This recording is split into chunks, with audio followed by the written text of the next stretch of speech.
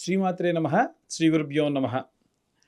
కుజుడు తన యొక్క స్వక్షేత్రమైనటువంటి వృశ్చిక రాశిలోకి ప్రవేశించిన కారణం చేత వాటిని ఆ యొక్క రోజులను ఆ యొక్క పరిస్థితిని రుచక యోగము అంటారు. ప్రతి ఒక్కళ్ళకి కూడా జాతకంలో మీ యొక్క జాతకంలో కుజుడు స్వక్షేత్రమైనటువంటి మేషంలో కానీ లేకుంటే వృశ్చికంలోకి కానీ ప్రవేశించినప్పుడు విశేషంగా అది రుచక యోగం అనేటువంటిది అంటారు. ఇలా చాలా ఉంటాయి. గజకేసరి యోగం, పరివర్తన యోగం, శశమహాయోగం, శశిమహాయోగం, సౌమ్య యోగం, ఇలా చాలా రకాలైనటువంటి యోగములు ఉంటాయి.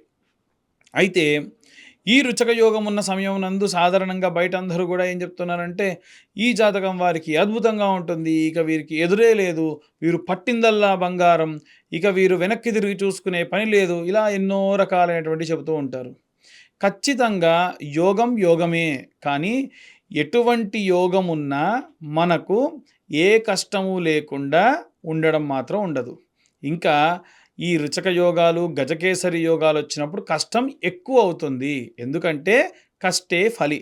మనకి కుజుడు ఆ సుబ్రహ్మణ్యేశ్వర స్వామి ఇంకా ఎక్కువ కష్టపెడతాడు. ఆ కష్టపెట్టిన తర్వాత సుఖాన్ని ఇస్తాడు. సో అంటే బాగా కష్టపడ్డా కానీ ప్రతిఫలం లేనటువంటి పరిస్థితుల నుండి కష్టపడ్డ దానికి తగిన ప్రతిఫలానికి మించిన ప్రతిఫలం ఇవ్వడం మంచిదే కదా, దాన్ని యోగం అంటారు. అలాంటి యొక్క రుచక యోగంలో ద్వాదశ రాశుల వారికి కూడా ఎలా ఉండబోతుంది అనేటువంటి విషయాన్ని ఇప్పుడు మనం తెలుసుకుందాం. తదుపరి ధనుస్సు రాశి. ధనుసు రాశి వారికి సంబంధించి ఈ యొక్క రుచక యోగం అనేటువంటిది లాభిస్తుందా లేదా అనేటువంటి విషయాన్ని ఇప్పుడు మనం తెలుసుకుందాం. ముఖ్యంగా చూసుకున్నట్టయితే ధనుస్సు రాశి వారి యొక్క పరిస్థితి ఎలా ఉంది అని అంటే, మొన్నటి వరకు సప్తమంలో గురువు ఉన్నాడు కాబట్టి బాగానే ఉంటుంది వాళ్ళకి అని చెప్పి అందరూ కూడా చెప్పుంటారు. ఎందుకంటే సప్తమ స్థానం గురువు లాభిస్తాడు. కానీ ఇప్పుడు అష్టమంలోకి వెళ్ళాడు కదా, గురువు లాభించాడు కదా అంటే అలా కాదు. వీరికి అష్టమ స్థానమైనటువంటి ఈ యొక్క కర్కాటక రాశి లాభిస్తుంది. ఎందుకంటే బృహస్పతి యొక్క సొంత రాశి అది కాబట్టి సొంతింటితో సమానం. సో ఏవైనా సరే కమ్యూనికేషన్ విషయంలో లేదా ఏదైనా గురుత్వంగా ఉన్నటువంటి విషయాల్లో కానీ ప్రత్యేకంగా ఏవైనా సరే ఏదైనా ఒక స్పెసిఫిక్ స్కిల్డ్ వర్క్స్లో ఉన్నటువంటి ఒక హెడ్ పొజిషన్లో ఉన్న వాళ్ళకు కూడా బాగుంటుంది, అన్ని రకాలుగా అద్భుతంగా ఉంటుంది. వీరికి ఇప్పుడు వచ్చినటువంటి ప్రాబ్లం ఏంటంటే 12వ ఇంట రుచక యోగం అనేటువంటిది ఉంది. అంటే ఇక్కడ చూడండి, 12వ ఇల్లు ఖర్చు, అక్కడ కుజుడు ఉన్నాడు. కుజుడు భూ సంబంధితమైనటువంటి భౌముడు అని పిలుస్తారు ఆయన్ని, భూసుతుడు కాబట్టి. Point number 1. రెండో పాయింట్ ఏమిటి, బుధుడు కూడా కలిసి ఉన్నాడు. బుధుడు వ్యాపారానికి అధిపతి. సో ఇప్పుడు ఈ రెండింటిని కలిపితే భూమి ప్లస్ బిజినెస్ కలిసిందంటే రియల్ ఎస్టేట్.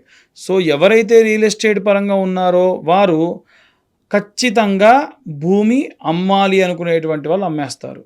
ఇదొక మంచి పరిణామం. కానీ ఖర్చుతో కూడుకునేటువంటి ఇంట ఉన్న కారణం చేత ఏంటంటే సాటిస్ఫైడ్ రేట్కి అమ్మరు. సో ప్రాపర్గా మీకు ఇప్పుడు అర్థమైపోయింది. ఇక ఏకాదశ స్థానం అంటే ద్వితీయ లాభస్థానమునందు సూర్యుడు వక్రంలో ఉన్నాడు. శుక్రుడు స్వక్షేత్రంలో ఉన్నప్పటికీ వీరికి అంతగా ఏమీ శ్రేయకరమైనటువంటివి ఏమి ఉండవు. సినీ రంగాల వారికి కానీ, ఇంకేమైనా కాస్మెటిక్స్ వారికి కానీ, ఇంకేదైనా ఆర్టిస్టులు కానీ వారందరికీ బాగుంటుంది. కానీ జనరల్ పబ్లిక్ విషయానికి వస్తే ఏకాదశ స్థానంలో ఉన్నటువంటి సూర్యుడు వీరికి వక్రంలో ఉన్న కారణం చేత రెండవ లాభం అంటే 2 సార్లు ప్రాఫిట్స్ వచ్చేవి కానీ బిజినెస్ చేస్తూ ఉద్యోగం చేసుకునే వాళ్ళకి ఎవరికి కూడా అంత లాభంగా ఉండదు. ఇక నవమ స్థానంలో కేతువు, ఖచ్చితంగా దూర ప్రాంతాలకు వెళ్ళినప్పుడు వీరికి యాక్సిడెంట్స్ అయ్యే అవకాశం ఉంటుంది, చాలా జాగ్రత్తగా ఉండాలి. కేతువు 9వ స్థానంలో ఉన్న కారణం చేత. అష్టమంలో ఉన్నటువంటి గురువు పరివర్తన, ఎటంటే అటు మోల్డ్ అయ్యేట్టుగా వీరిని తయారు చేస్తూ ఉంటారు. రాహు 3వ స్థానంలో ఉంటే ఏం చేస్తాడనంటే, వీరు ఒకటి చెబితే అవతల వాళ్ళు ఇంకోటి అర్థం చేసుకోవడము, వీరి యొక్క మాటకి అస్సలు విలువ లేకుండా చేయడం లాంటివి చేయొచ్చు. 4వ స్థానంలో ఉన్నటువంటి శని కుటుంబ సభ్యులలో ఎవరో ఒకరి ఆరోగ్య సంబంధితమైనటువంటి విషయాల్లో కాస్త ఇబ్బంది, ఆందోళన పడేటువంటి అవకాశం ఉంది. ఇవన్నీ కూడా గోచార రీత్యా చెప్తున్న విషయాలు మాత్రమే. డీటెయిల్డ్గా మీ జాతకం కావాలనుకుంటే మీ పేరు, మీ date of birth, time, place కింద ఉన్న నెంబర్కి వాట్సాప్ చేయండి. డీటెయిల్డ్గా జాతకం అంతా కూడా 60-70 పేజీల్లో మీకు అందించడం జరుగుతుంది. విశేషంగా మనం చూసుకున్నట్టయితే ఈ యొక్క ధనుస్సు రాశి వారికి సంబంధించి రాష్ట్రాధిపతి గురువు అష్టమంలో ఉన్నాడు. అలాగే ఈ యొక్క గురుస్థానమైన మరొకటి ఏమిటంటే మీనంలో శని. ఆ శని చండాల యోగం ఉండడం కారణం చేత కుటుంబ సభ్యుల యొక్క ఆరోగ్యం ఆందోళన కలిగిస్తుంది తప్ప ఇబ్బంది పెట్టదు.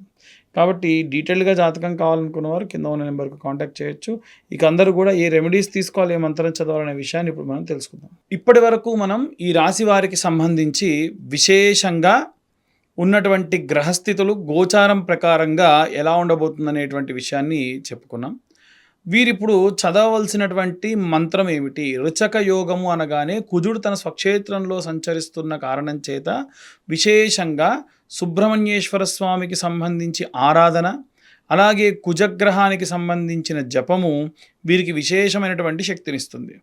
ఇందులో భాగంగా సర్ప సంబంధిత దోషములున్న వారికి కూడా ఆ దోషములన్నీ పోతాయి. కాబట్టి ఇప్పుడు నేను చెప్పేటువంటి ఈ మంత్రాలు వారు నిత్యము ఈ రుచక యోగం ఉన్న నెల రోజులు చదువుకోవడం విశేషమైనటువంటి సత్ఫలితాన్ని ఇస్తుంది. అందులో భాగంగా నవనాగుల యొక్క మంత్రం ఉంటుందండి. అనంతం వాసుకిం శేషం పద్మనాభంచ కంబలం శంఖపాలం ధృతారాష్ట్రం తక్షకం కాళీయం తథ. ఈ నవనాగులు కూడా చూసుకుంటే మనకు శివుడి యొక్క మెడలో ఉన్నటువంటి వాసుకి దగ్గర నుంచి మొదలు పెడితే విష్ణుమూర్తి కింద ఉన్నటువంటి పద్మనాభుడి వరకు కూడా పూర్తిగా 9 సర్పముల యొక్క నామములు నిత్యం 11 సార్లు పఠించిన మేరగా వారికి ఉన్నటువంటి సర్పదోషం అనేటువంటిది పోతుంది. అలాగే కుజ అరిష్టేతు సుసంప్రాప్తే కుజ పూజాంచ కారయేత్ కుజధ్యానం ప్రవక్ష్యామి రోగ పీడోపశాంతయే. ఈ మంత్రం చదవడం వల్ల కూడా విశేషంగా మీ జాతకంలో ఉన్నటువంటి కుజదోషం అనేటువంటిది పోతుంది. ఈ రుచక యోగం ఉన్నప్పుడు ఈ నెల రోజులలో విశేషంగా ఎక్కడైనా సరే మంగళవారం నాడు ఒక బ్రాహ్మణుడికి ఎర్రటి ధోవతి అంటే పంచలో కందిపప్పు 7 కేజీలు పెట్టి దానం చేసిన మేరకు జాతకరీత్యా ఉన్నటువంటి కుజదోషం పోతుంది. ఇంతకు మించి పెద్ద పెద్ద హోమాలు పూజలు చేయాల్సిన అవసరం ఏమీ లేదు. అలాగే సర్ప సంబంధిత దోషములు పోవాలి అనంటే ఈ నెలలో ఎక్కడైనా ఒక సుబ్రహ్మణ్యేశ్వర స్వామి క్షేత్రానికి వెళ్ళండి. ఉదాహరణకు మోపిదేవి దగ్గరలో ఉందనుకోండి, మోపిదేవికి వెళ్ళండి. అక్కడ దేవాలయ ప్రాంగణంలో మీకు ఎక్కడైనా కాస్త మట్టి దొరికితే తెచ్చుకోండి. ఇలా 6 స్కంద క్షేత్రాలు దర్శించి ఆ క్షేత్రముల దగ్గర ఉన్నటువంటి మట్టిని తీసుకొని రండి. ఆ తర్వాతకి అదంతా స్టోర్ చేసుకొని ప్రతి మంగళవారం నాడు కూడా మొదలు నీళ్ళలో కాస్తంత మట్టి వేసుకొని స్నానం చేసిన తర్వాతకి మీరు నార్మల్గా స్నానం చేసేయచ్చు. వీటినే మృత్తిక శౌచ నివారణము అంటారు. శరీరానికి ఉన్నటువంటి సర్ప శౌచం ఏదైనా ఉంటే ఈ మృత్తికం అంటే మట్టి ద్వారా ఆ యొక్క దోషం అనేటువంటిది పోతుంది. కాబట్టి విశేషంగా ఈ యొక్క మృత్తికా స్నానము వీరికి దోషములు సర్పదోషములన్నీ కూడా పోయేట్టుగా చేస్తుంది. అలాగే వీలైనంత వరకు కూడా ఇంకా ఎవరికైనా సరే విపరీతంగా సర్ప సంబంధిత దోషములుంటే ఈ రుచక యోగమున్న కార్తీక మాసంలో నాగ ప్రతిష్టలు చేయించడం వల్ల కూడా విశేషమైనటువంటి శక్తి కలుగుతుంది. సుబ్రహ్మణ్యాష్టకం కానివ్వండి, లేదా సుబ్రహ్మణ్యేశ్వర స్వామి యొక్క శ్లోకం కూడా ఉంటుంది. ధరణీగర్భ సంభూతం విద్యుత్కాంతిం మహాజ్యోతిం కుమారం శక్తిహస్తం తం మంగళం ప్రణమామ్యహం. ఈ విధంగా ఆ యొక్క మంత్రం చదివిన విశేషంగా జాతక సంబంధిత దోషములు, కుజదోషములు, సర్పదోషములు పోతాయి. ఇక చాలామంది ఏంటంటే పేరు ఒక్కటే చెప్పేసి నా జాతకం చెప్పండి అని అడుగుతూ ఉంటారు. ఎప్పుడైనా జాతకం కావాలి అంటే మీ పేరు, మీ date of birth, time, place కింద ఉన్న నెంబర్కి వాట్సాప్ చేయండి. డీటెయిల్డ్గా జాతకం మీకు అందించడం జరుగుతుంది. అయితే ఈ జాతకం నేను ఖచ్చితంగా 60-70 పేజీల్లో మీకు అందించడం జరుగుతుంది. డీటెయిల్డ్గా జాతకం గురించి 15 నుంచి 20 నిమిషాల వరకు మాట్లాడడం కూడా జరుగుతుంది. సర్వే జనా సుఖినో భవంతు. స్వస్తి.